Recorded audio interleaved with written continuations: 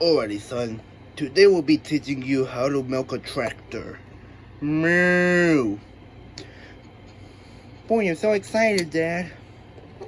Okay then, so first you have the tractor's orders and I think moo. Stay still. Well, this is getting too difficult, son. Well, why don't you tell me you were gonna teach it anyway? Cause that was gonna be pretty easy, but nope.